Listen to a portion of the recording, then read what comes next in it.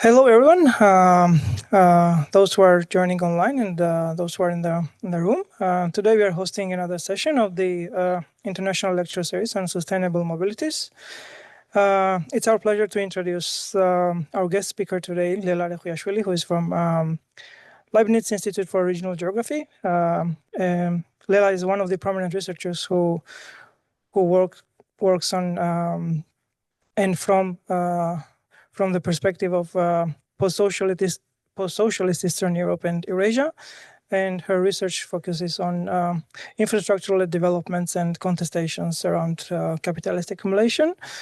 Today, Lela will explore how Europe's decarbonization efforts may be linked to emerging trends of energy transition in Europe's peripheries, namely Georgia. We have roughly 1 hour and 45 minutes for the lecture, and 1 hour we can use for the lecture, and then the rest for the discussion. So without further ado, please, floor is yours.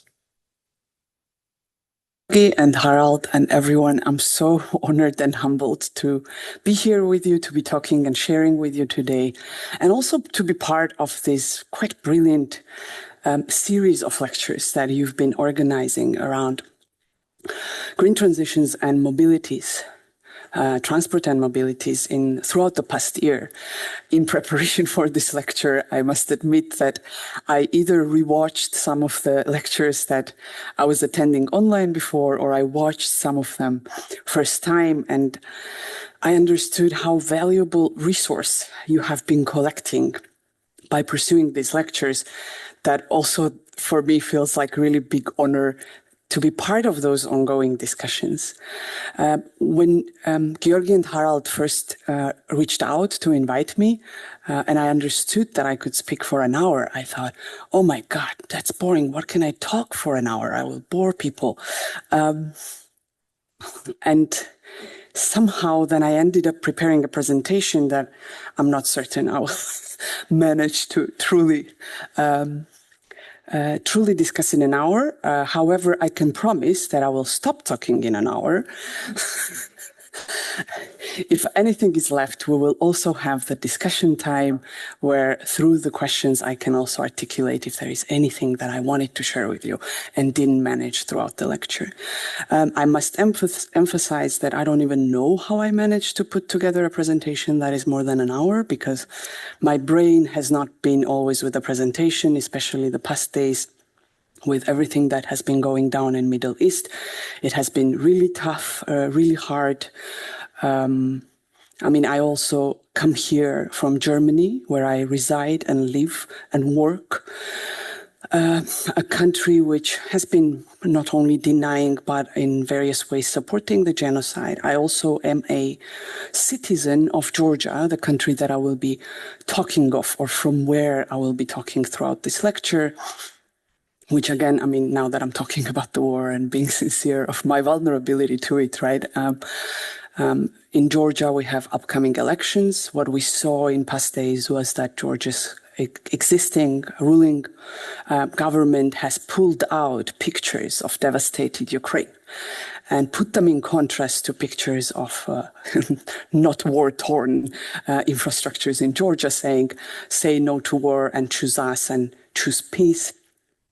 This way abusing the imagery of tragic war situation in Ukraine.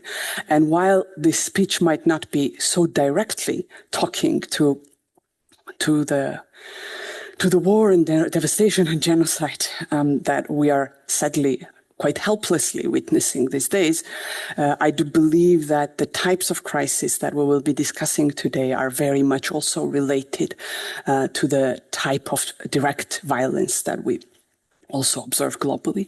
So now let me come back to the lecture and its content.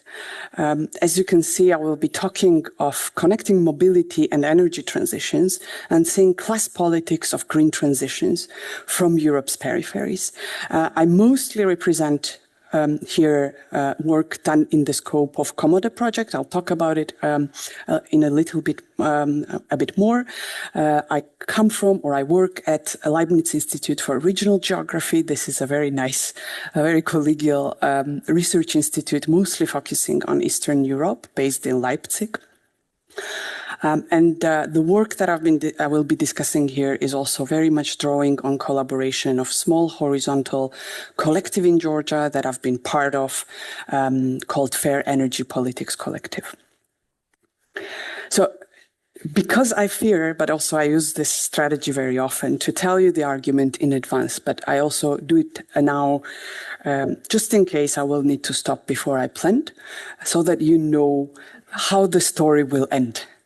The story will be, a share of this argument is very, very basic. I'm saying we need to not only look at mobilities, but also look at it as part of energy transitions, or look at it together as part of green transitions, and then locate green transitions in political economy or political ecology of capitalism today, to understand, to really have a view of the injustices that unravel in Europe's peripheries, both in social and spatial senses. More specific version of this argument is that in Europe's peripheries, still carbonized classes are usually too poor to decarbonize. There is rarely discussions on electrifications by now. When there will be discussions, and there will be discussions coming on decarbonization of transport, also in peripheralized places like Georgia, this will most likely unfold in very socially unjust ways. The next thing is that the price for energy transitions and price for the rush into renewable energy sources that is happening in places like Georgia right now is paid by non-carbonized classes, largely rural populations of the country. And the last part of it is that the beneficiaries of this process are local, narrow group, but still local and international ultra-carbonized classes, and European, and soon also, I mean, right now I do see Georgia as really Europe's periphery, but Georgia is also very quickly becoming also China's periphery. So decarbonizing classes or middle classes that now I'm mentioning in case of Europe will also soon be, I will soon be needing to be mentioning also West Asian decarbonizing classes in this picture. So those would be the groups benefiting from the type of energy politics that is unfolding now in places like Georgia, and it won't be, say, local urban populations and their sustainable mobility transitions yet. Now, where I come from to make this argument, I come from, or I draw on various trends of researches, and actually I must admit that it was for this lecture that I started thinking myself of urban mobility that I've been researching in Georgia, and energy politics that I've been also researching in Georgia in a dialogue. So some of what I'm like, in terms of the argument, for some of you, this might obviously not be a big deal, because I know that many of you are already working about mobility and energy in dialogue. Yet from my perspective, there is still very little of this being done. So I will be trying to explain why this is necessary. So I draw on the one hand, the so-called Marshutka project. This has been a project that I started and I was doing with various people, but especially with Vladimir Skipnev together on informal transport across former Soviet countries.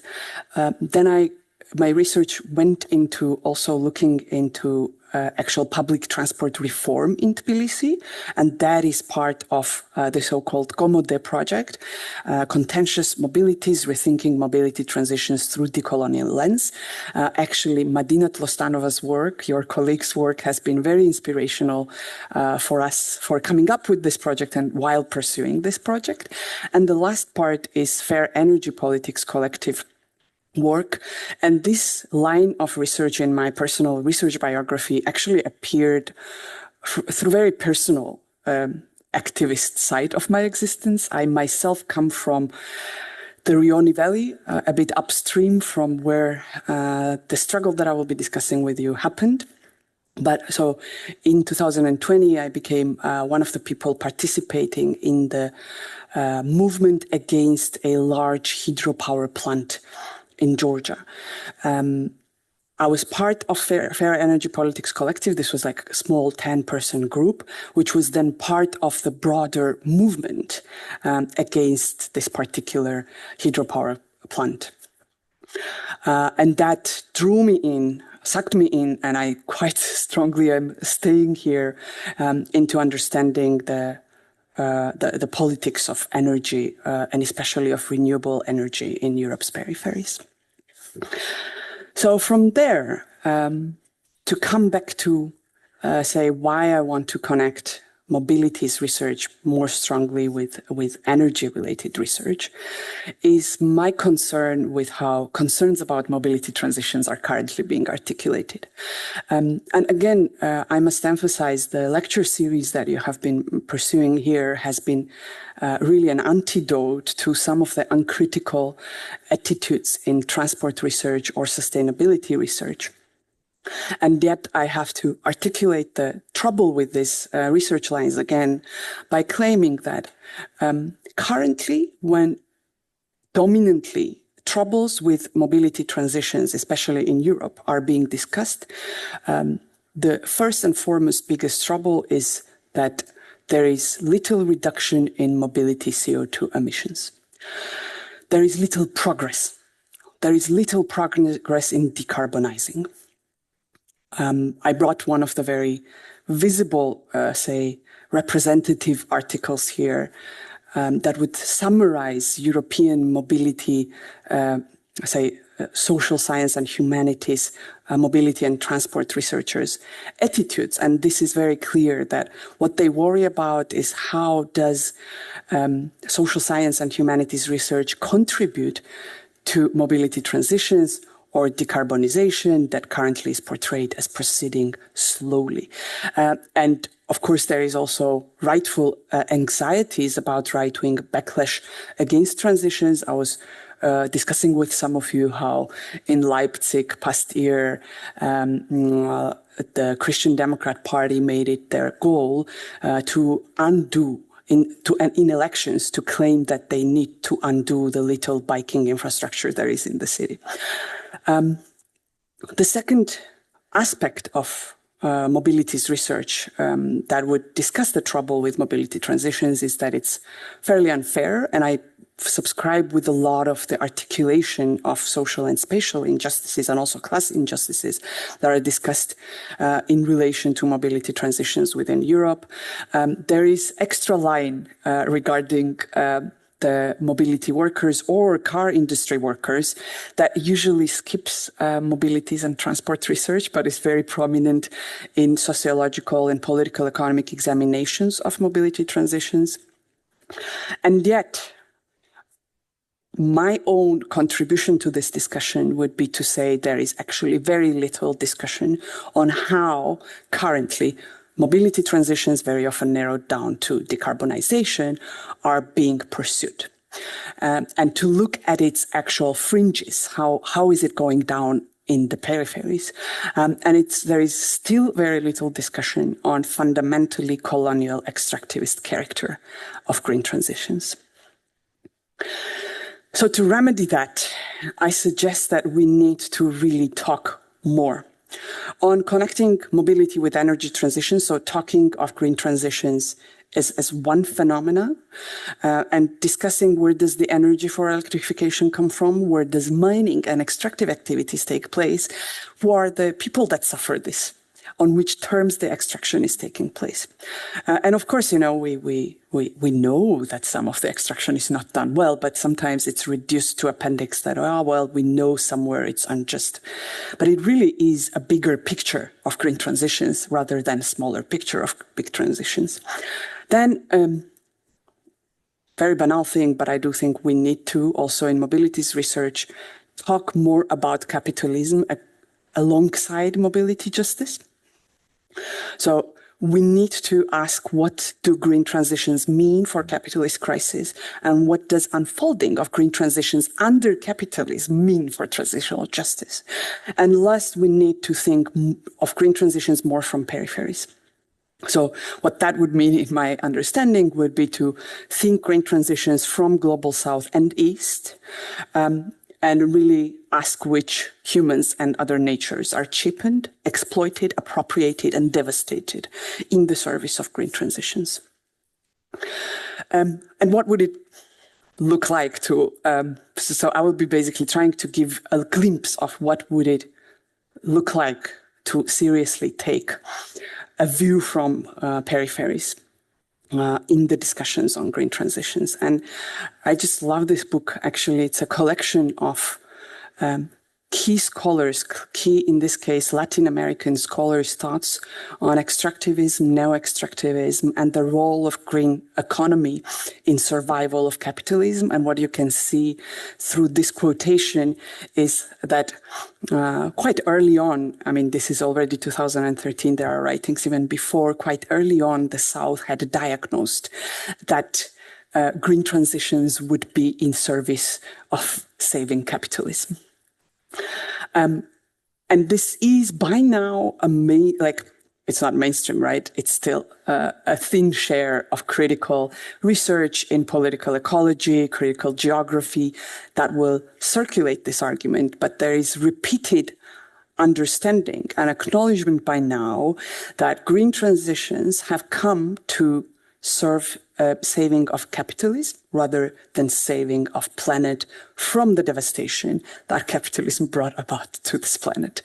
But when we talk about crisis of capitalism and how green transitions serve to remedy the crisis of capitalism, which crisis do we mean? Usually we mean two understandings of crisis. One is this Polanyian understanding of crisis. I grew up as an academic with Polanyi, so and I think even back then, when the environmental issues were perhaps not so much out there for us to discuss, Polanyi was always the reminder of the dangers that say the nature faces from capitalism, right? And also current writings in political ecology and critical geography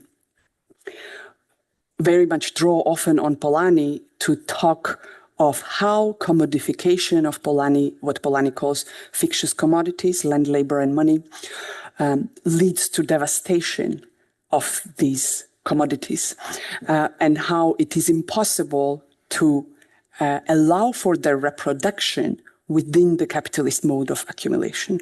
And I think this is very often recalled by critical scholars, or Polanyi is very inspirational in this sense, because people will be saying, no, capitalism drives these resources to its depletion. You cannot address this depletion with the same methods. Now, Marxian or world system theory or dependency theory, I mean, say, various critical variations of Marxian thought also from the global south, then would talk of crisis of overaccumulation, difficulty of accumulated capital to invest itself profitably somewhere, and its constant search to produce, to expose frontiers to cheapening of their natures, of their energy, of their gendered and racialized labor, in the service of new accumulation circuits. And in a sad way, I mean, I think one could say that despite Polanyi's contention that we could not solve depletion of Earth's resources by capitalist remedies, we can see that capitalism, through green transitions, has figured a new frontier to pursue new circuits of accumulation. How are green transitions pursued? And I think this is a key issue. There is a policy dimension of this that is very often imposed by Global North and Global North's institutions on the places and political entities across the East and South. And that is de-risking. Daniela Gabor came up with this concept. She's a very, in my view, inspiring critical macroeconomist who discusses how de-risking has served essentially as financialization of development or introduction of risk-removing mechanisms that finance used to rehearse before into development assets and particularly into renewable infrastructures. So this is something that we will also learn more about through the case studies. But here, just to say what Gabor talks about is that current way, so when we talk of back to crisis of overaccumulation, right? Currently for excess capital to try to invest itself profitably, one of the ways of doing so is to force governments of the South and East to take on commercial, regulatory, and environmental risks of renewable infrastructures. And the argument usually goes, well, it's so risky to invest in the South, but we need to invest in renewable energy. So what we need to do is for the governments to take up the risks and, global Northern or West Asian capital to flow in with a lot of security and guarantees. Not just guarantees on accomplishment of projects, but guarantees on their returns. So that's the assuring of profitability of investments.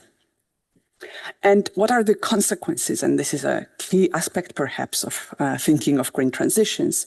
I've highlighted some aspects from the existing literature. This is by far not exhaustive, but at least a start of, articulating some of the consequences. One is more extraction. The 500% increase I quote here is not some critical scholars, it's actually World Bank research. So everybody understands that there will be a huge, massive increase in mining so-called critical or transition minerals. It's just everybody argues that that's the price we have to pay for sustainability.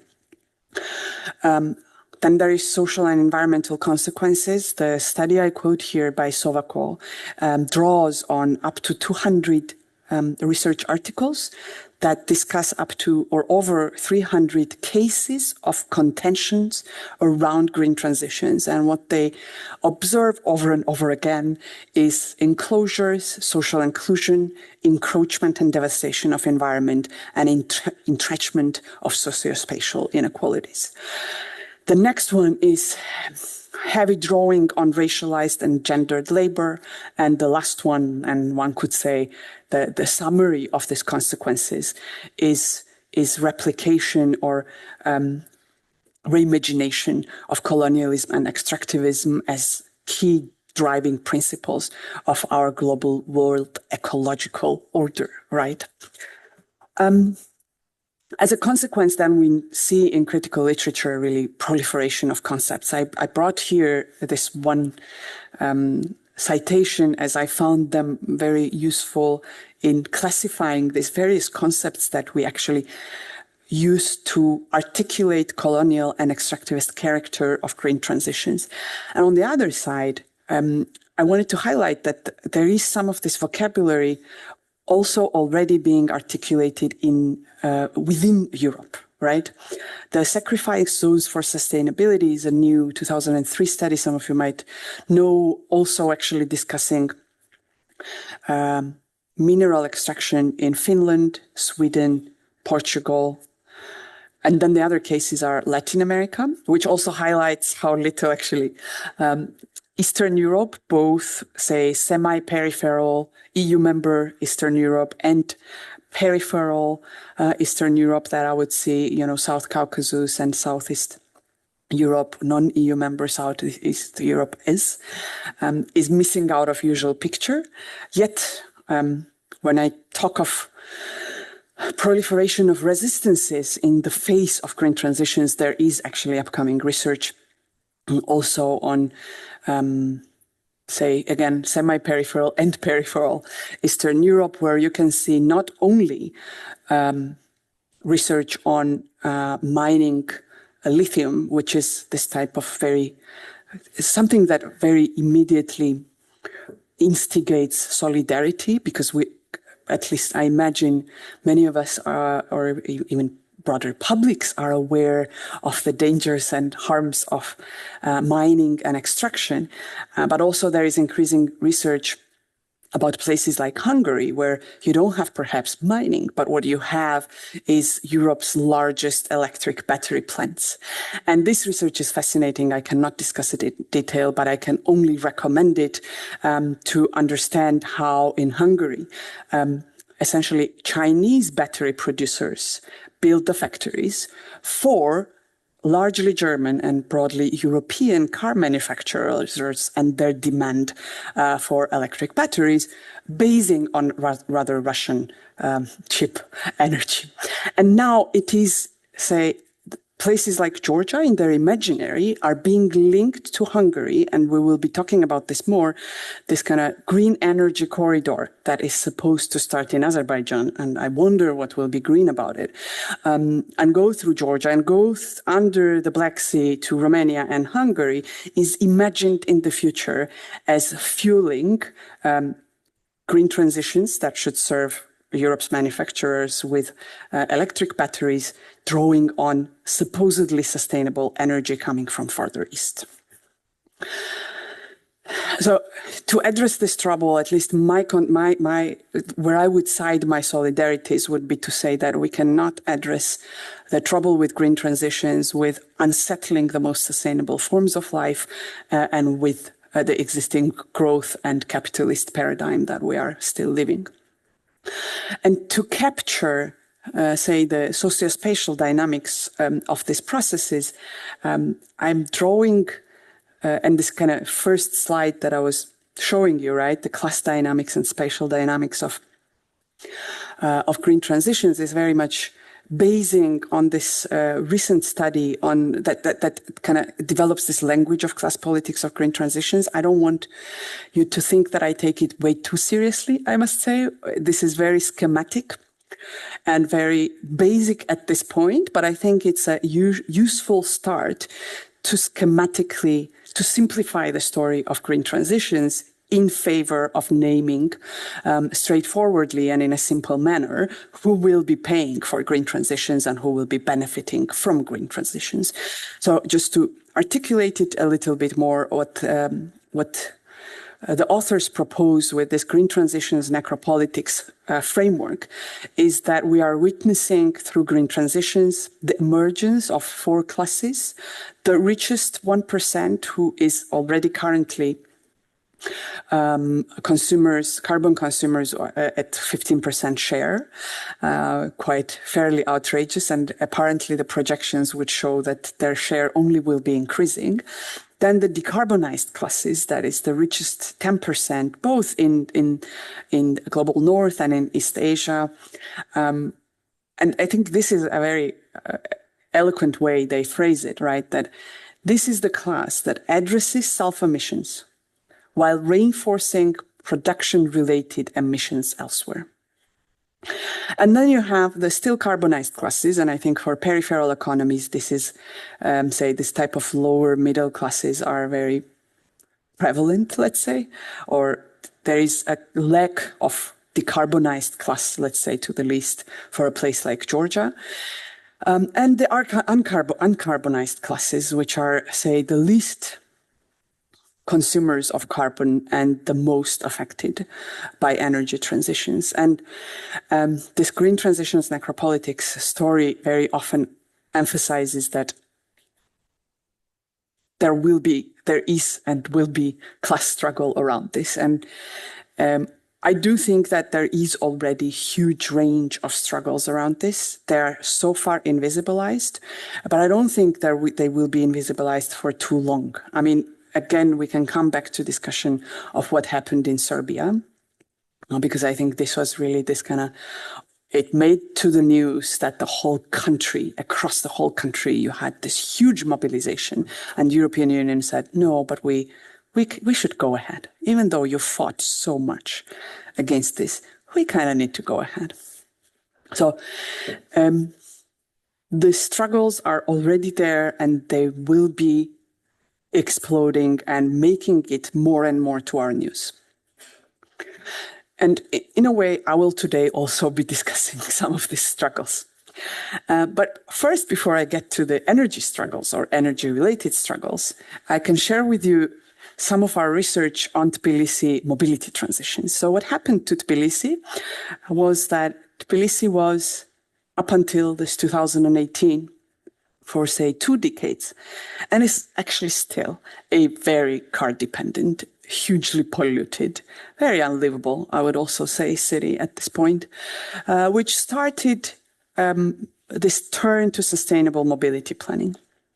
And the point with this was, back then in 2018, the city mayor, Kachi, that now usually says that he doesn't care what Europe or US thinks about him, rolled out this plan saying, I really want Tbilisi to be like a European city. Now, what happened there was the merging of the interests of international financial institutes, because at that point, say, urban public transport was one of the frontiers of safe investment, and interests of local political elites, and then in a certain way, interests of also having people like myself that would, in principle, be in approval of investing money not in car infrastructures, but in public transport infrastructures. And I will today talk about why this reform also is unfair, and also if you zoom out, you see much more unfairnesses about this reform than what you see if you engage only with the urban scale of it. But in principle, I will always argue that Tbilisi, a sustainable turn, was better than no sustainable turn. Okay? Like, I will hold to this position. Despite whatever happens to this reform, I do think that it brought in changes that were absolutely necessary, absolutely minimum for people to move around the city. They're not enough, but they are in place, and they are very, very important. Here I count only a share of what has been achieved in terms of infrastructures, upgrading of the fleet, getting safer labor condition, especially for previously informally employed small bus, that is marshutka drivers. They also got actual normal employment contracts. They don't need to race on the ways. It has become, in that sense, safer to even move around Tbilisi streets because you don't have desperate public transport drivers. You have route restructuring. You have this kind of Tbilisi version of BRT, which is maybe not perfect, but fairly good from all I can tell. And Georgi here, we have an expert also on the topic in the room, knows and maybe brings in some more knowledge about the topic throughout the lecture. One of the troubles of this reform has been that it's donor-driven, right? And as the City Hall employees would themselves say, the donors usually come first with the study grants. They understand, they name what could be the gaps, and then they come in with the loans. Yet, compared to what I will be telling you afterwards about energy transitions, and compared to the type of de-risked investments that Georgia and many places in East and South are experiencing, a loan, a debt now seems like a great thing. It's just a debt. And then the infrastructure stays largely public. Prices for Tbilisi urban transport have risen, but not too badly. It still remains affordable for urban dwellers. So this is a problem, but not as big of a problem as other forms of investments that this type of countries usually get. The current look at the outcomes of this reform are fairly mixed.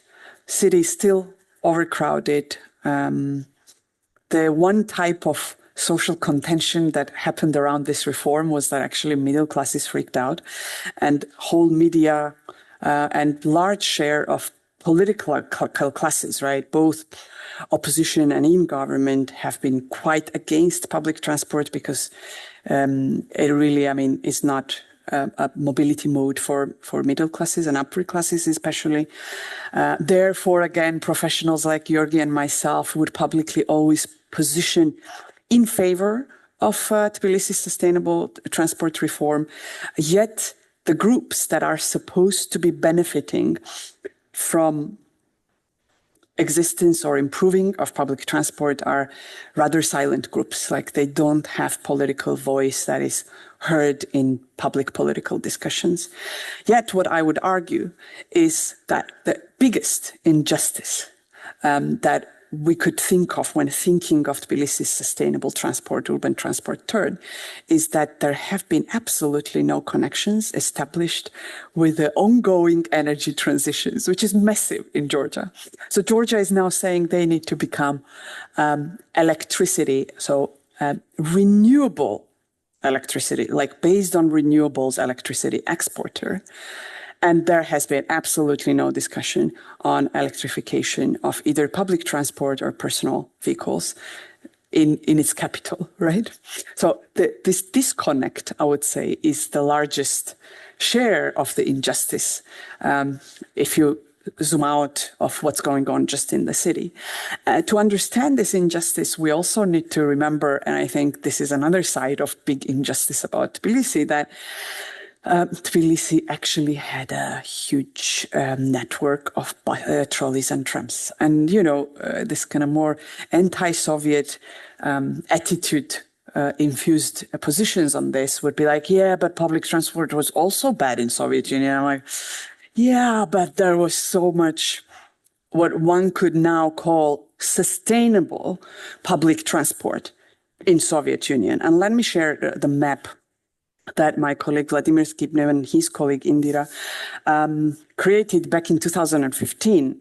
And you can see very clearly this the shrinkage of Soviet-inherited really electric transport, particularly in former Soviet Union's southern peripheries, that is in Caucasus and Central Asia. In Georgia, you can see there has been apparently extensive network of trolley buses, not just in the capital, but across various cities that just evaporated, essentially, after a decade after transition. So what happened to Tbilisi was that, you know, cars were being imported starting from 90s, second-hand cars have been coming into Georgia, have been also making a really considerable share of Georgia's exports. So the re-export of second-hand vehicles is a very big part of the economy. This has been accompanied by Western money to invest in car infrastructures. And the Soviet infrastructures, especially so in 1990s, they were left to decay. And in 2000s, by mid-2000s, precisely in 2006, all the remnants of trolley and tram infrastructures were literally removed from the city. Also actually quite accompanied with this anti-Soviet discourses that this is the, you know, transport of the past. Very soon after, people started talking or advocating a tram line. And that is when I say, when the electrification of transport or when decarbonization will come to cities like Tbilisi, it will be on very unjust terms. And what I mean in that is that we already see that there was a new tram project idea. This would be a tram project which would be designed by a French company and would cost so much that on that money, Tbilisi managed to have a whole complex BRT system. So for the social justice and spatial justice in the city, it was already like one step of achievement was already there that actually they pursued with the help also, honestly, of kind of this kind of mid-level bureaucrats and those that were inside the city hall, part of the planning process. They managed to get away from the tram idea to choose for buses that would serve more people. So one tram line that would be, I don't know, 3-4 kilometers, only cover the inner city, would cost this city so much that they would never be able to repay. And that is why unrolling and undoing of Soviet inherited infrastructures is so painful, so damaging, and so colonial and self-colonial, in all honesty. Now, this is the story, say, of Tbilisi urban transport. And then if we scale up and think that now there is barely a discussion about decarbonization in Tbilisi, in a country where there is huge processes going on in terms of energy transitions and in terms of Georgia increasing its capacities of generating renewable electricity. I got to know of this from the perspective of the social movement that I talked about. So I wanted to share with you first and foremost the story of this movement and the way the movement articulated, or I could really genuinely say the way we in the movement tried to articulate the injustices of building, say, medium-sized hydropower plant with 2 dam facilities in the Georgian context, and then to get into broader picture of energy transitions in Georgia. So the movement to defend Rioni Valley from the Namakhvani hydropower plant started early on. It started actually already in Soviet times. In the 70s and 80s, there were plans, not just in Namakhvani, right? This is one of the mountainous regions. Across Georgia's different mountainous regions, there were other plans of constructing big hydropower. There were other hydropower plants that were actually constructed. I will talk more about this, but in terms of electricity production, Georgia's hydropower-based electricity production was almost enough for Georgia's economy by the end of Soviet Union. So Georgia was a fairly big producer of electricity and also remains to be. But there were other Soviet plans that were being resisted in Soviet times and then revived by mid-2000s. The resistance also accompanied the revival of Namakhvani plan. And by mid-2010s, when the government actually announced a tender to invite various companies to build this power plant, the resistance became more active. When I say more active, it was still quite local, and the local population that was not buying into the hydropower plant was trying to participate in the processes in a democratic way, right? They would go to public hearings, but they would not be let in. They would go make a protest, but they would not be heard. And then they actually, when the rest of the country started learning about it, and including myself, I must admit, I learned about this by 2020, when the protest essentially had massively radicalized. So locals had started permanent encampment that would last for next 600 days. So a year and a half. After which the hydropower plant project was, cancelled as the investing company cancelled the contract. Of course, the project might still be implemented by another investor, but we don't know. So it started very small. It witnessed throughout this year and a half a range of displacement of the tents, a range of kinds of police violence, which culminated. What you see there is actually real iron fences, and behind those iron fences there are policemen, hundreds of policemen, that at some point displaced the protesters from the Rioni Valley that would be affected by the construction and forbid them from moving inside the iron wall. So essentially, freedom of movement within the country was limited, not just for those that were protesting, but also for anyone that lived alongside this stretch of the valley.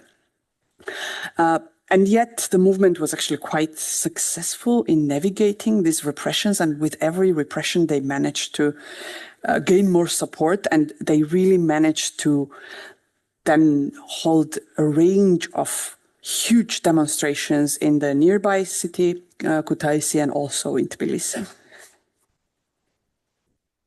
the way the movement framed what was going down in case of Namajuani hydropower plant moved from their initial concerns where they were saying we were not allowed to understand. So we were not allowed to participate in decision-making over this hydropower plant. Why are they hiding the information from us if this is something good for us? And let me emphasize again how marginal this was when it actually radicalized. So most of the residents of the valley had actually sold their properties to the company, those that would be affected. So 2 villages would be entirely covered from this hydropower plant, and the company had bought out all the lands for it. So it was really, everything was ready for it when the movement managed to shift the thing around.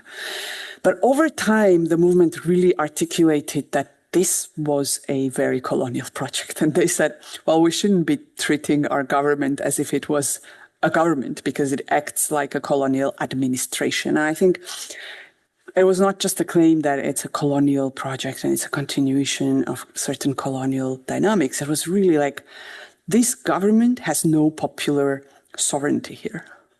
That was their claim, right? They serve the interests of international capital.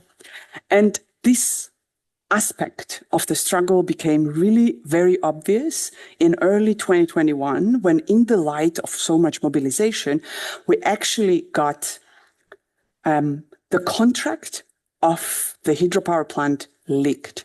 And let me emphasize this. In most cases, large infrastructures, large energy infrastructures are deemed strategic. And information about them, the details of their contracts, are not public. So what happened in case of Namajuani was that the contract leaked, but importantly, because the movement was so strong, there was a lot of civil society interest in decoding what this contract actually meant. And that was quite, devastating to see what was going down with this contract. So the state was essentially giving for free, so really for symbolic money, it could be translated in, say, 500 euros, all the necessary land for the construction. That was still public property, right? So company bought up the property from individual holders for very little money. They were not asked to pay for displacement compensation. They were only asked to buy property, land and houses of people there. The market price of that was really tiny back then, say 10,000 euros. And this will not make for living elsewhere. And we have these cases, I can discuss this, because we also have hydropower plants that were implemented on these terms. And we have people that became actual eco-migrants that are not recognized as eco-migrants, but had to leave the place. And they, of course, could not find a living or alternative places for, 10,000 euro compensations. So the public land was given essentially for free to the company, even though in case the government would want to buy it back, this would cost the government the market price. And we see it now because the company said that government didn't hold up its part of promises. Because, of course, government could never hold up its part of promises. The government promised impossible in this contract, literally impossible. So the company rolled out of this and now is seeking for apparently 1.5 billion compensation for a project that would the project for which the company was to invest $800 million. So double the price, right? For the project that was never materialized, right? It was never actually built. And this is a dramatic and very tragic extraction logic of de-risking renewable infrastructures, where you can see that it's not even necessary to build these infrastructures to still extract value from it. So besides the investment of water and land resources, besides making it easy for the company to do any kind of resource exploitation in the territories that then they would own, or they do own now, the state was promising that in case of any emergency situations, the company would be compensated for their potential losses. This would also be if there would be the war in the region. This compensation was not there only for the cases where the government would say introduce more social or labor regulations in the country that would possibly affect companies' profits, supposed profits. So that would be compensated for sure. But even for the type of, say, emergencies that the government was not in control of, the government had committed to compensate company for. And the protest was one of such aspects, right? Political risk that the Georgian state had undersigned that they would remove from the company's shoulders. And this is why now it's in arbitration courts. I hope I discussed everything here. Now, the say big picture of this is that this is not one project. Now, big projects, there have been a couple of other big projects, big hydropower projects across the country. They faced also big resistances. None of them became as huge and as popular as the Rioni Valley movement became, but they were also very powerful, and they managed to stop large hydropower plants in some of mountainous Georgia, some of mountainous regions. And yet, in a country which is fairly self-sufficient in terms of electricity production based on hydropower, Georgian government has pursued a range, planned and has been pursuing a range of hydropower projects. So essentially, there is no major river in Georgia which doesn't already have or is planned to have hydropower plants on it. I do think that the role of Norwegian government agencies and companies is huge. Norway's ambassador, together with Turkish ambassador, that these were the two countries or companies from the two countries that were to implement this Namakhvani hydropower plant that I talked about, they were together holding press conferences and conferences to say how movement members are liars and how they are attacking the interests of Turkey and Norway in Georgia. And the knowledge infrastructure has been really created by various agencies from Norway, and they have identified, as you can see, more than 2,000 more hydropower plant building potential in Georgia. This is how some of the artists would see the remaking, and this is a very accurate, actually, imagination of what the country is becoming. And we absolutely need to then emphasize the consequences of this, because this is the end of agricultural life as we know it in Georgia, okay? It's the end because when the big projects like Shuachevi hydropower plant, Shuachevi is the largest hydropower plant that was, say, implemented since this mid-2000s when the hydropower rush started. And again, to emphasize, maybe I get to it. So Namakhvani would be twice as big, but this is so far the biggest that actually was materialized. And this was the one where it became very clear that people in nearby villages are losing water. The landslides are intensifying, so people fear literally for their kids going to schools. They pray every day that they come back and are not taken down by landslides, but many of them don't want to migrate because those that did migrate really appeared on the fringes of urban life in the region and really experienced huge downward mobility. So you have, say, grabbing of water resources and land resources on massive scale, villages being affected, and then the usage of it for essentially not quite increased local energy consumption, right?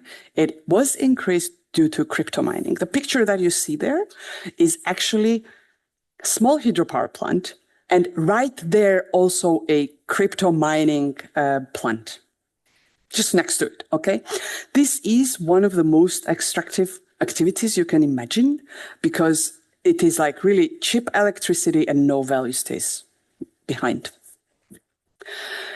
So then the picture of Georgia's energy politics, in my understanding, looks a bit like this. I've been working on this with one of the members of the collective, Lela Rekhviashvili.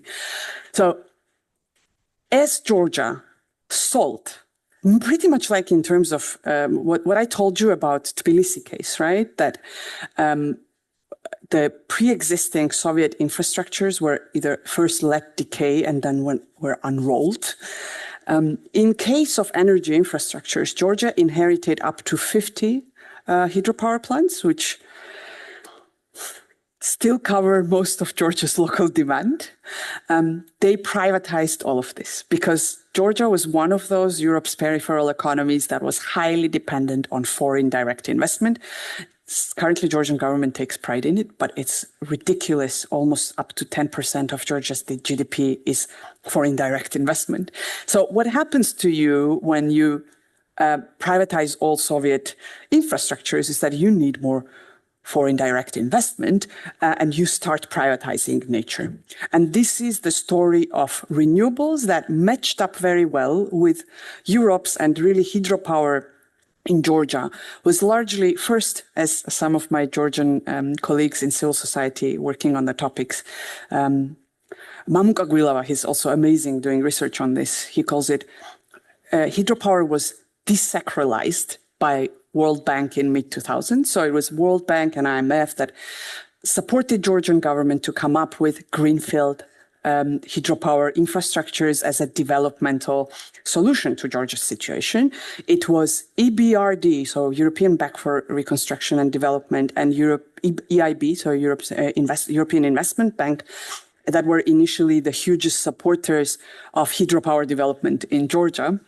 So this was essentially the next accumulation juncture after privatizing everything, that you start building new energy infrastructures.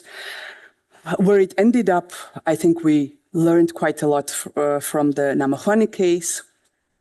And right now, and this is an important juncture, I believe this is moving towards emergence of green neo-extractivist regime in Georgia, including its authoritarian tendencies, where energy is envisioned as an export commodity. So if in the previous phase, the construction of hydropower plants was justified by reference to energy independence.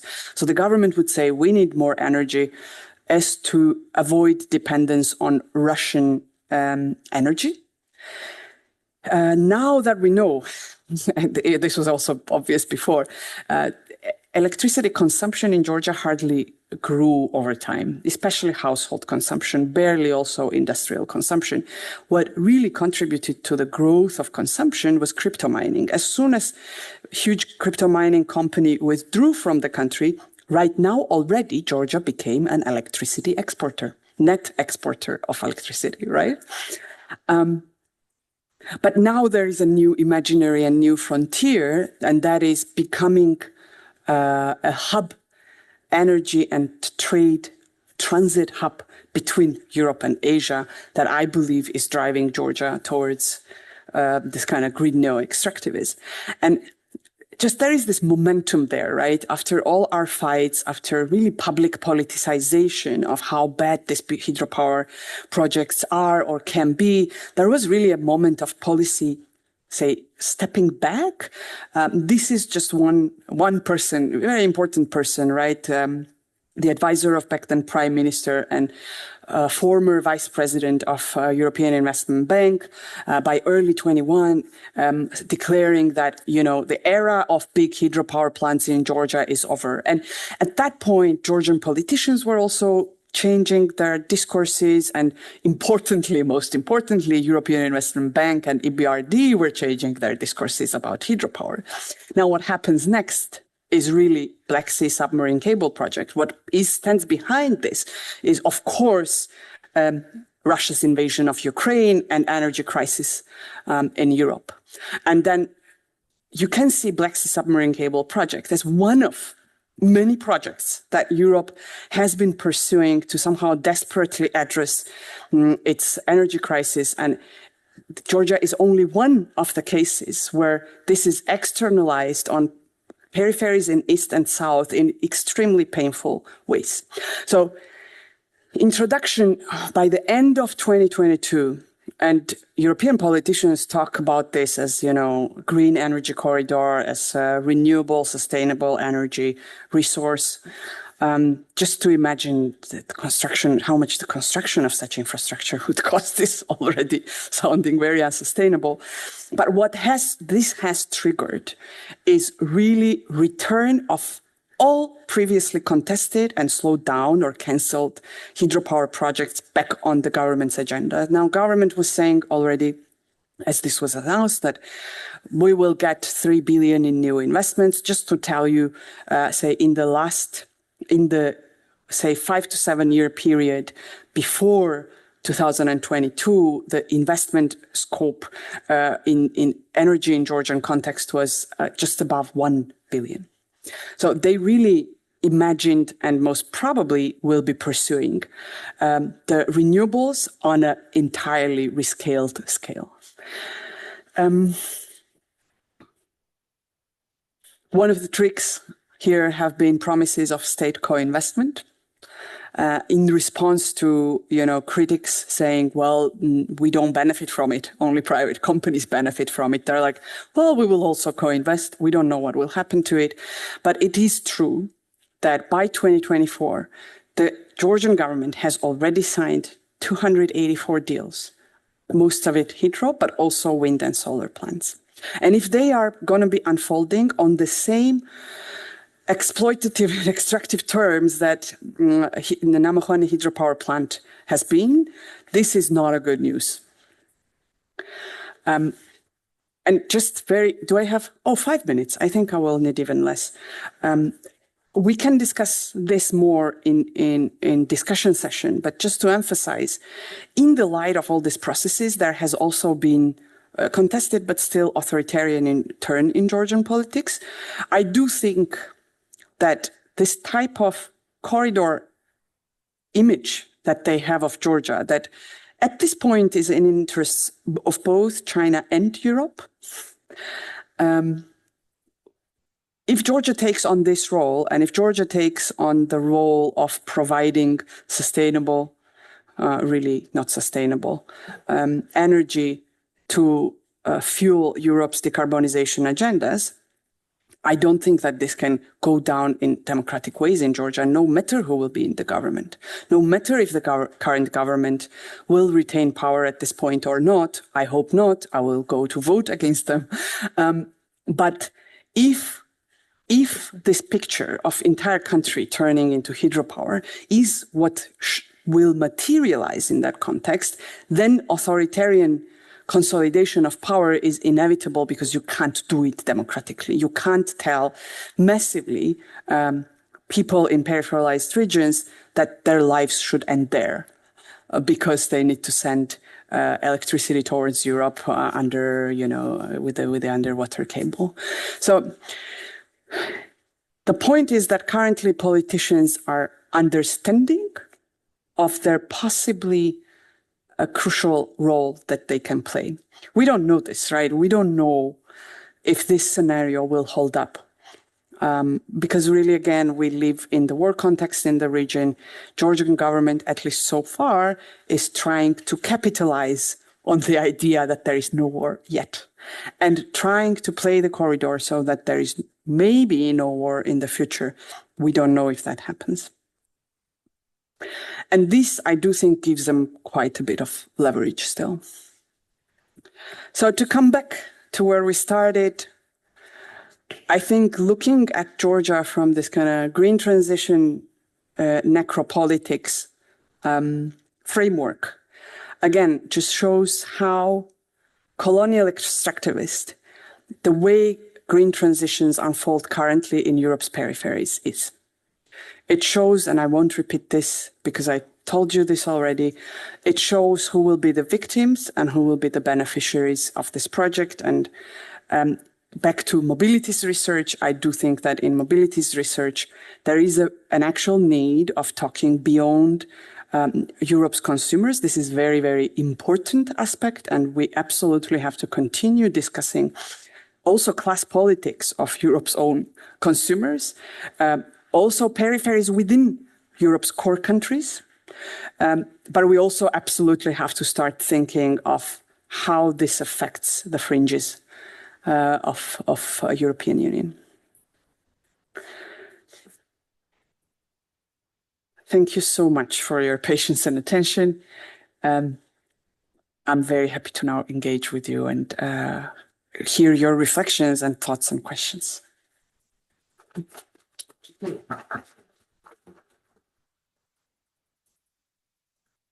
Thank you, Lela, for this very eye-opening and interesting talk. So we have roughly 35 minutes for discussion. So if there are any questions in the audience or maybe online, we can start right away. Yes? I see two.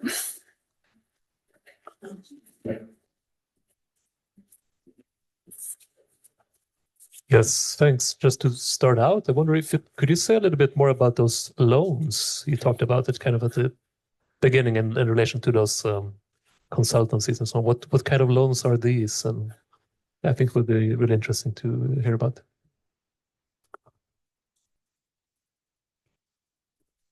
Thanks so much for the question, Marcus.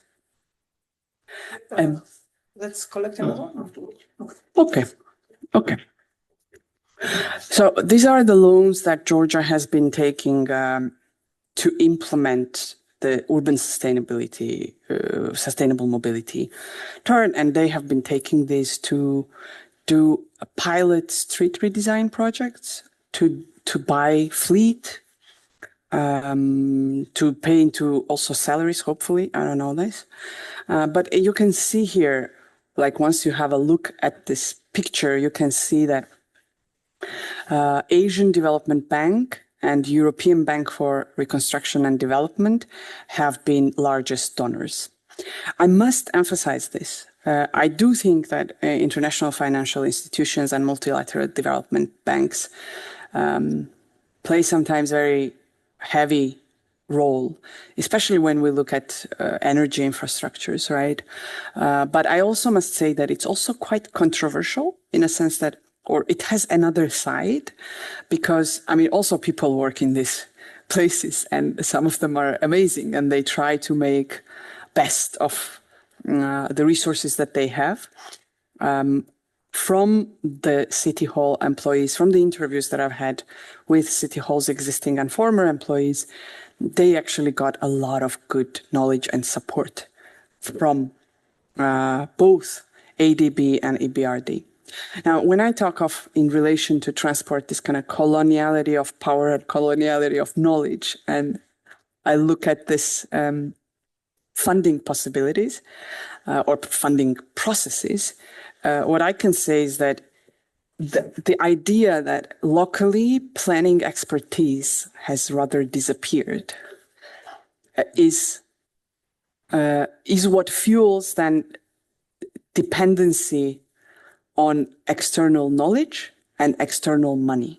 And when we talk external knowledge and money, again, I need to emphasize that one feeds into the other. So now Georgi knows this very well. One of the tragedies is that City Hall cannot hold on to the expertise. And again, I mean, Tbilisi City Hall case is in relation to transport is even better than most of other sectors. I mean, there is some expertise that the City Hall can hold on to.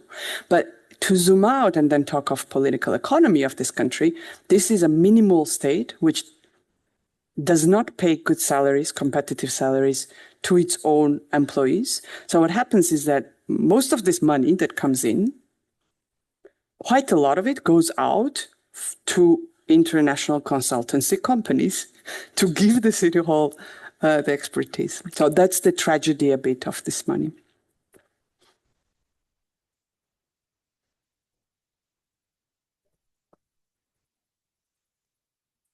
Yeah, thanks, Lela, for this really great talk and really important dimension of the energy transition, which I think very much is neglected so far in the discussions.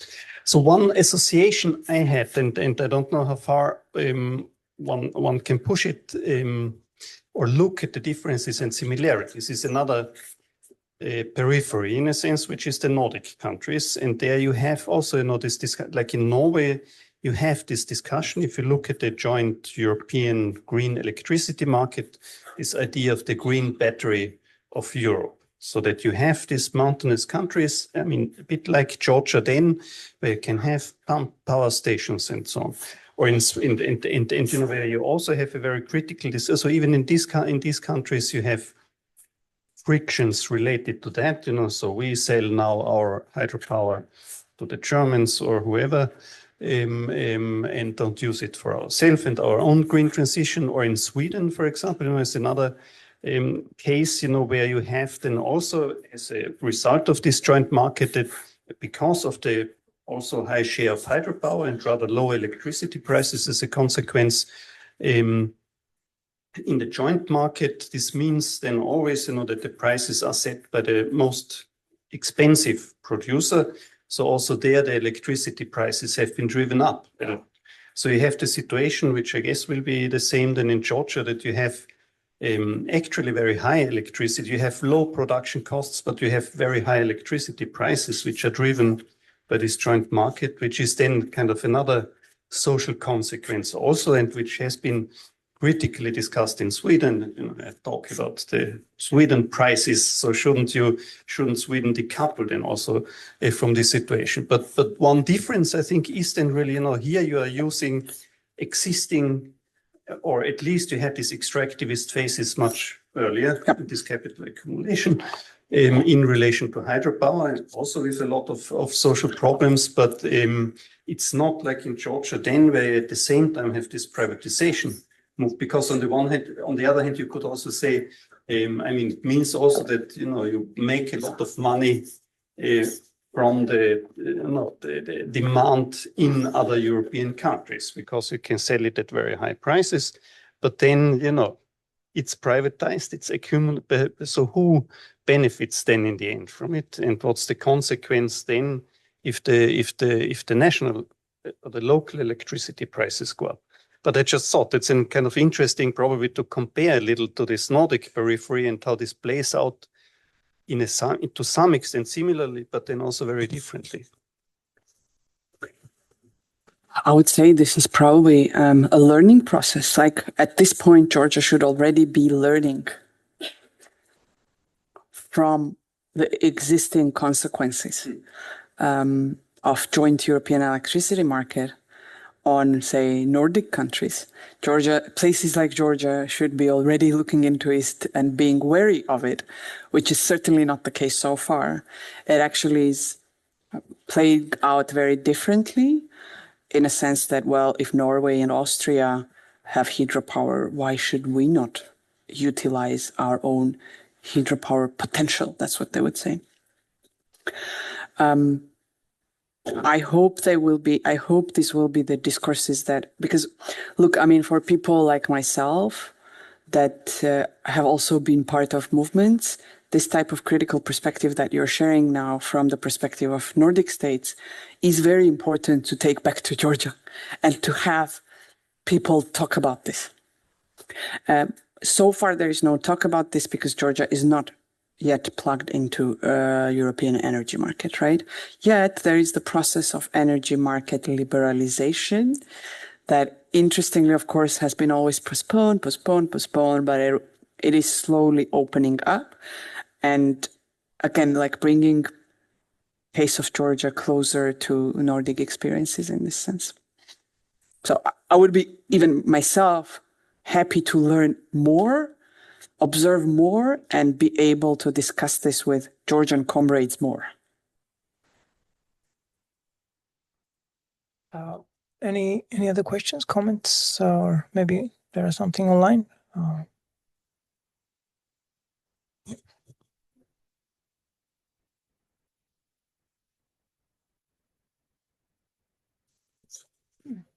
Thank you for a really interesting lecture. Just a short question, like how much is the green transition and the need to electrify, for instance, the transport sector in general, how much is that used internally within the country as a reason for this whole, I mean, is it a lot or is it like... Not at all. That's the whole tragedy of it. Not at all. That's just not the point. That's just not on the agenda at all. See, And this is tragic if you think about it, because you want to rescale production of what you still call renewable energy without planning the decarbonization of your own transport system. And I don't know, like for me, it sounds very tragic. Maybe it's not so tragic, but it is pretty bad. I think it's both tragic and kind of also interesting from Yeah. like, Yeah. but Yeah. mostly tragic. Yeah.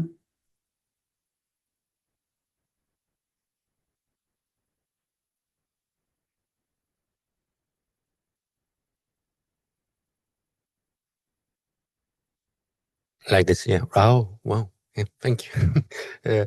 No, I was curious about. Thank you very much. And there's so many familiarities. Like, but I was curious about the China story, which is so little talked about actually, and China jumping in Serbia and everywhere. Like, can you tell us a bit more about that? Also, in the case of Georgia, because we talk very, very little about that.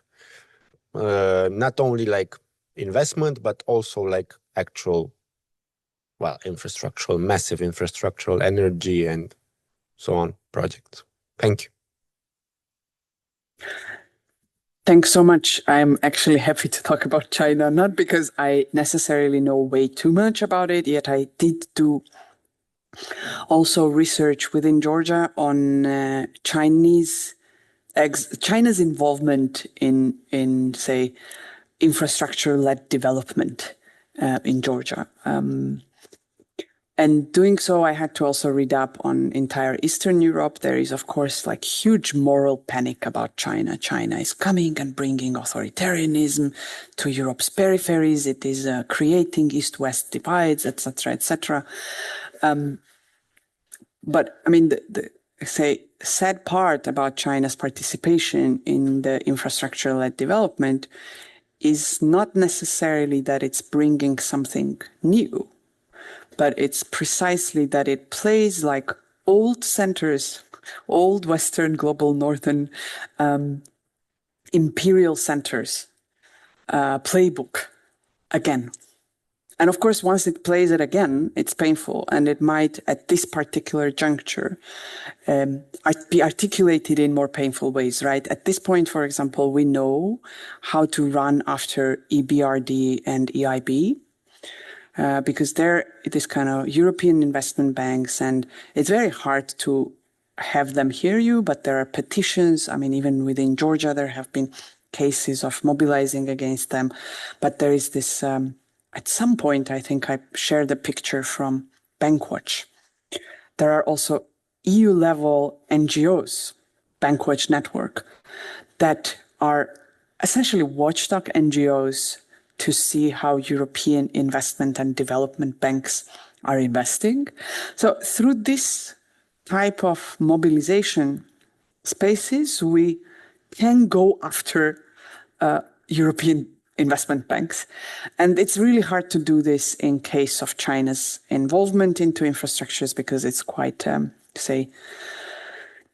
quite a bit of information is disclosed, and we also don't yet know how to mobilize to make it more transparent or engage with it. However, if you look at places like Central Asia, where China's presence has been around for longer, there people know how to mobilize, how to do protests to be heard from Chinese investors. And research has already talked of how Chinese companies started employing people locally in Central Asia, because that was one of the causes of contestation against Chinese companies in Central Asia. So we will most likely learn. The problem, I think, with China is not China itself, but the idea that there is a hegemonic rivalry between US and China. So now we are in the context of rivalry where essentially all powers are trying to be central in networks, to be central in the ways accumulation works on peripheries. And sometimes the interests align, sometimes they disalign. It's very clear that Europe, for example, itself has not made up its mind about China. So it's true, because some industries within Europe, to my best knowledge, from the current research that I have been exposed to about the topic. Some industries in Europe are fine to decouple, but others are not fine to decouple from China. I told you also already about Hungary's case, where essentially Chinese investments and European automotive investments are coming together. Their interests, their production lines are coming together very productively for them. So there is, say, this type of heterogeneity about actual perspectives from Europe's side towards China's involvement in Europe's infrastructural renewal and particularly in Europe's green transitions. But also more broadly in Europe's trade relations, because at some point China became the bigger trade partner for Europe. I think now, again, it's changed, but at one point in 2002 or 2003, China replaced the US as the biggest trade partner. So there is clearly tension. But again, like in a place like Georgia, now maybe Georgian government will be trying to play China as an alternative to Western finance. I don't know if they will manage to do so. In fact, financing from China in Georgia has not been so big. What happened in Georgia, if you want a bit more, like less me blabbling about Europe and China, but more of what has happened in terms of infrastructural investment in places like Georgia, China, in fact, or Chinese companies, sometimes state-owned companies, have played a huge role in construction of Georgia's very contested highways. This is another case of spectacular infrastructural failure. We can talk about it if anyone else will be interested in that. And that was really essentially more money from international financial institutions, money from World Bank that then was used, that was tendered to Chinese companies to execute it. No one talks about it, but this, of course, construction, look, for a peripheral economy like Georgia, construction is one of rare sectors where you have some kind of domestic capital. I am not at all domestic capital favoring person, right? I think domestic capital in this type of very exploitative industries is very problematic.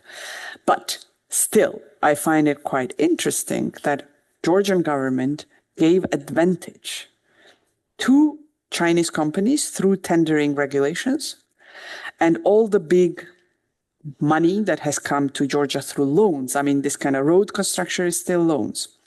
Other is kind of FDI, de-risked FDI is the other side of money coming in. So these kind of loans could not be consumed by domestic capital, and this meant also degradation of domestic road construction companies. And was given to Chinese. And there is a labor aspect, very understudied. Now, I haven't studied it in such a depth either, but China was drawing on the labor from China. We don't know on what conditions, but surely even cheaper than Georgian labor. And then, this is a tough situation. But other than that, when China comes with money to invest, in all honesty, I don't see it very different from EBRD. Like when Beijing-based, it's not Chinese. Like there is a Beijing-based infrastructure bank, right? Asian Infrastructure Investment Bank.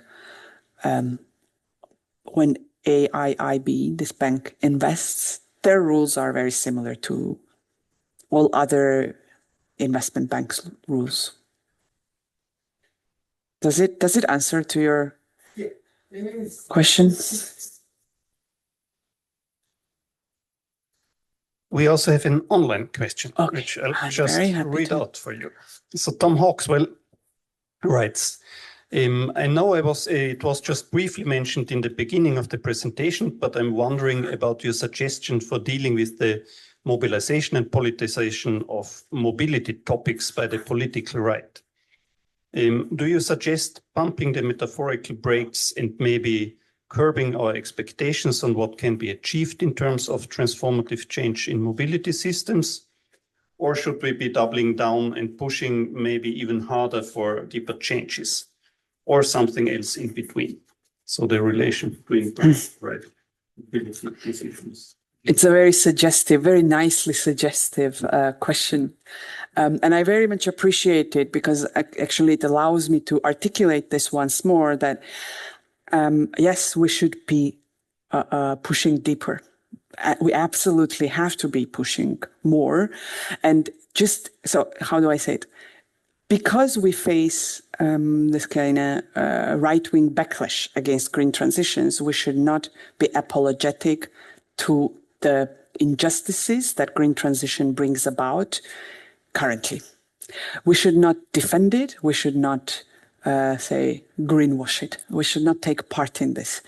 We should ask for more fundamental changes and different kind of green transitions that will also address the interests of those groups in European publics that European right-wing is mobilizing right now through their anti-green transition discourses, right? So that would be, say, my attitude to this, that we need to have green transitions that is inclusive enough so that it's not hijacked by right-wing voices the way it is being now. And honestly, I mean, the way it is set up now, I'm not surprised that it's easily being hijacked.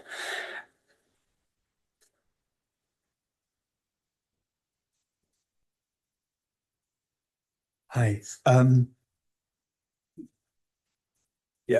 I was really intrigued by your reference to Miriam Lang's work, and I'm just seeking clarification, really, as this whether actually that post-developmental analysis is perhaps one key way in which we can understand that this new wave of extractivism is being sold as a concern, as the whole development project was, for, you know, making the world a better place and improving people's lives, and yet it's being the way it's been carefully manipulated, as the post-development critics of the late 90s would have put it, it's a new way for capital to reproduce itself, and to ensure that it gets into new spaces that it couldn't have done before. And I wonder whether that I'm making that too many parallels there.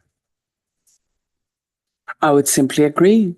I would simply genuinely agree.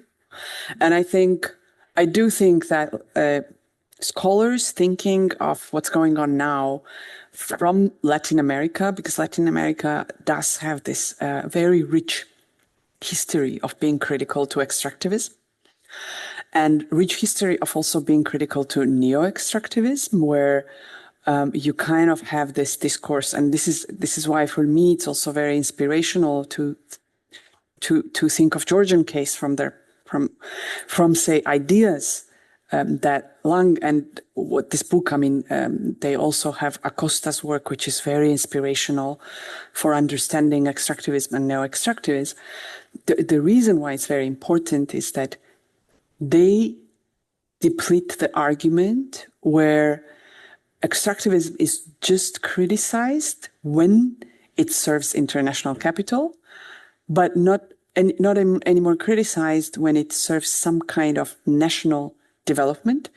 And then it's these scholars that really show how national governments can be internally colonial, first of all, but also through the veil of nationalism still serve international financial capital. And this is, I think, very powerfully coming through those works. And we should all take note of it.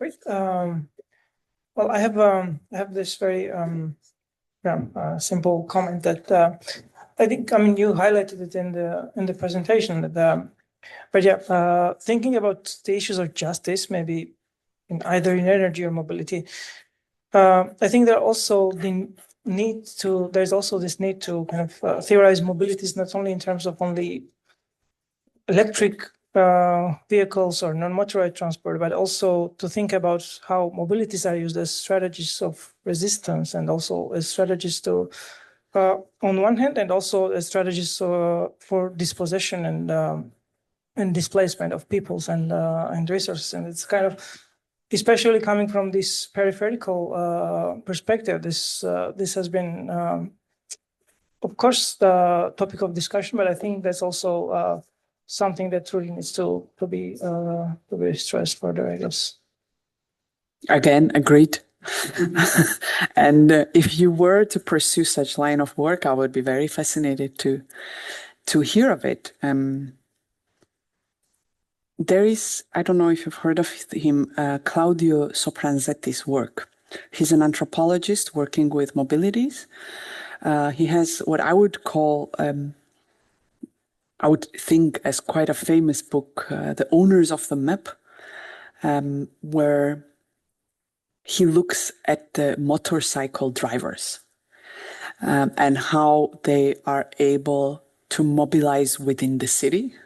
So he really tries to link research on mobilities with research on social mobilization, which is a fraction, not all of what you said, right? But it's maybe a good starting point for you as well to think of social mobilization and mobilities together.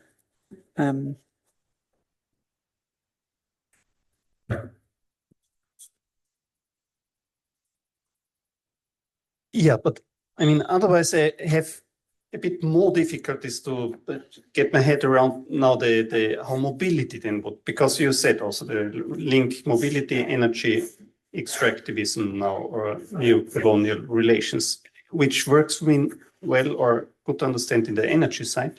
I have more difficulties on the mobility side to find concrete. I mean, the one way is for sure that, you know, through electrification of mobility, you could say you need more electricity and then you get into these relations, or you could argue maybe through, you know, like the Serbian lithium case, that certainly also the battery production is. But are there, so which other ways of these relations or extractivism would they be more closely related to mobility?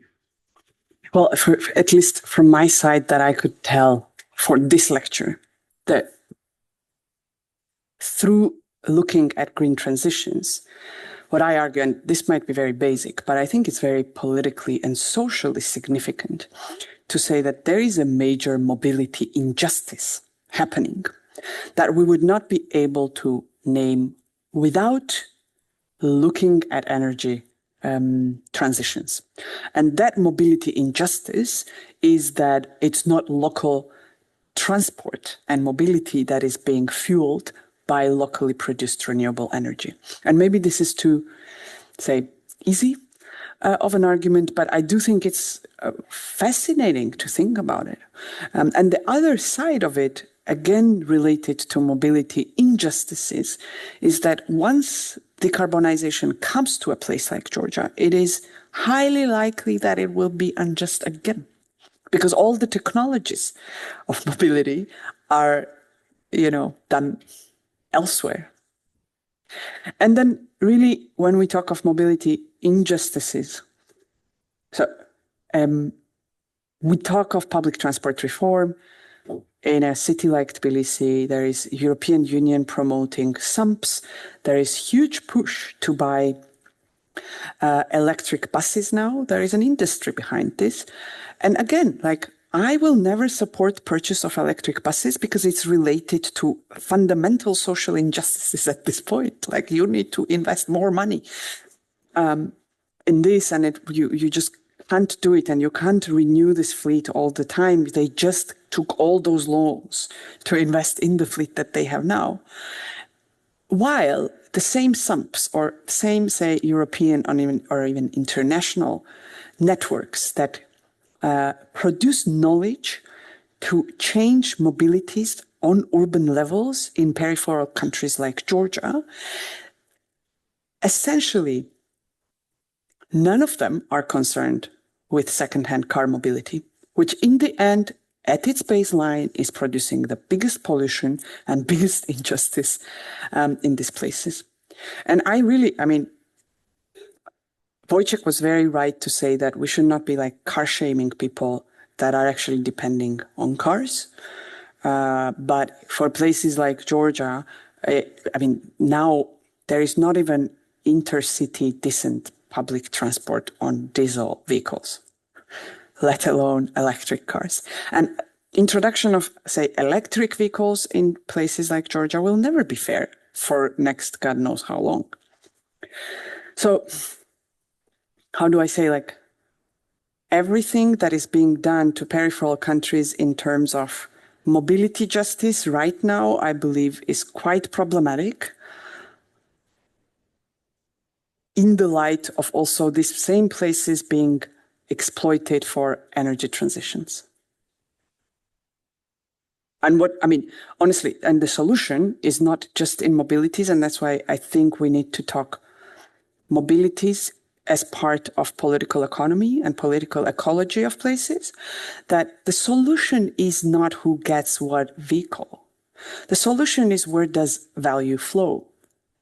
And that's where key injustices also take place. And then it, say, goes down to mobility and goes up back from mobility to bigger injustices, that value is being appropriated systematically from places like Georgia in peripheries. And these places then are very well ill-positioned to change anything about their transport and mobility, or much about the way energy transitions unfold in there. Does it answer to your question?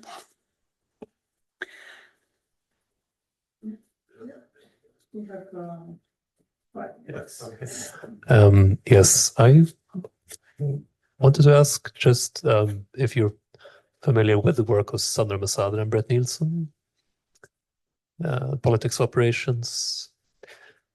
I can give you the book title later, but the reason I think of it is I should not go into a long description of their work, but it is about, they have a theory about sort of the what they call the operations of capital. And I think when I hear you describe all of the different operations going on with kind of making this hydropower project into reality, and sort of the different contestation with social movements, all of these international actors and so on, it seems relevant somehow.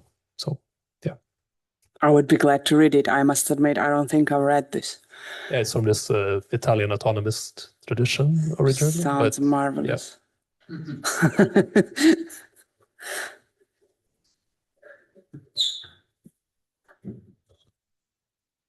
Okay, if there are no more questions or comments, then I think we can end this year. Again, thank you, Lela, for your engaging lecture, and for the audience also to have spent time with us and discussing this topic.